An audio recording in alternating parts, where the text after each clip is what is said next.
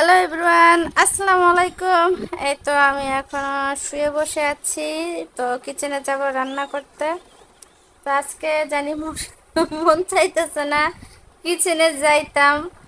আমি আর সবচেয়ে বড় সমস্যা কি জানো, আমি যখনই তোমাদের সাথে ভিডিও শেয়ার করব তখন আমার ক্যামেরার সামনে তাই আসবেই, মানে বুঝাইতে হইব যে আমার মা বিবাহিত, তার একটা বাচ্চা আছে। তো ঠিক আছে, সমস্যা নাই। আমার একটা মেয়ে, আমার শাশুড়ি আম্মা, ছোট শাশুড়ি, আমার মেয়ে। তো যাই হোক, এখন আমি আজকে কি রান্না করব কিচেনে সেটাই তোমাদের সাথে শেয়ার করতে চলে যাচ্ছি। চলো তোমাদেরকে আমার কিচেনে নিয়ে যাওয়া হোক। এখন কিচেন, এই তো এটা হচ্ছে ঘরের বর্তমান অবস্থা। খাটের মধ্যে লাফালাফি করতেছে। আর এখন আমি তোমাদেরকে আমার আজকে বাহিরের অবস্থা, সূর্যের তাপ প্রচুর, দেখতে পাচ্ছি যে সূর্য উঠেছে, অনেক গরম অনেক গরম।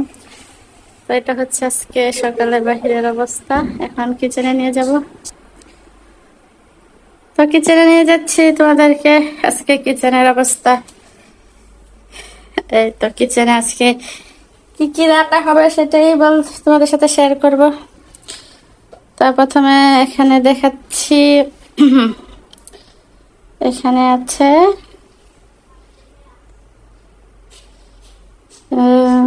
এখানে আদা রসুন পেস্ট করে রেখেছিলাম, পেস্ট করে ডিপে রেখেছি, সংরক্ষণ করেছি। এটা একটু নরম হওয়ার জন্য রেখে দিয়েছি, বরফ গলার জন্য। আর এখানে রান্না হবে, এটা দেখতে পাচ্ছ পাবদা মাছ। এটা পাবদা মাছ, পাবদা মাছ দিয়ে, এতে এখানে পাবদা মাছ আছে, পাবদা মাছ দিয়ে পেঁয়াজ দিয়ে টমেটো দিয়ে বুনা করব। বুনা না, একটু ভিজা ভিজা চচ্চড়ি হয় ওইরকম করব। পাবদা মাছ যে তেলে ভেজেছি ওই তেলটা দিয়ে এটা রান্না করব। আর এখানে রাইস কুকারে বসিয়েছি গরুর মাংস। তো এটা এখানে গরুর মাংস রান্না করার জন্য এটা হাতে মেখে রান্না করব রাইস কুকারে। তো গরুর মাংস রান্না করার জন্য কি কি মশলা এখানে দিয়েছি সেটা বলতেছি। এখানে হচ্ছে দেখতে পাচ্ছ, এই যে এই সাইডে এটা হচ্ছে গরম মশলা।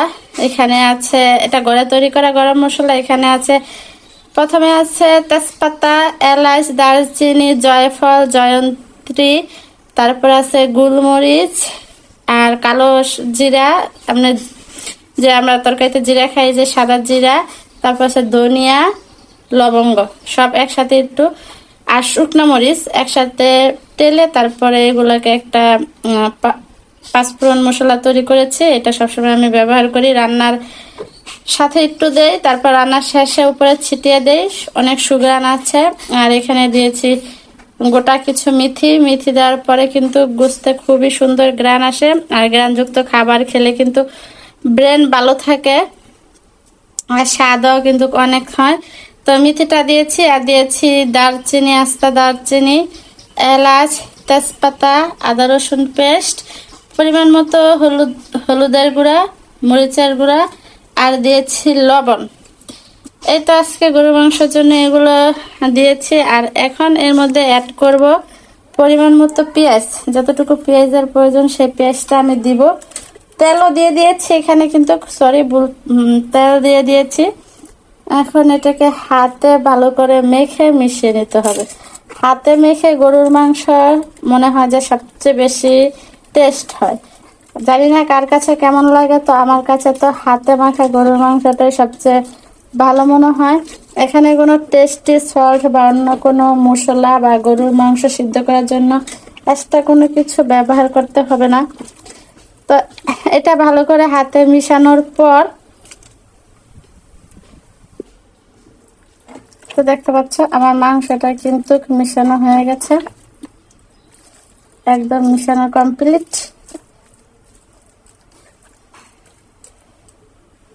মাংস মিশানো হয়ে গেছে। এখন এখানে দিয়ে দিব হাত ধোয়া পানিটা।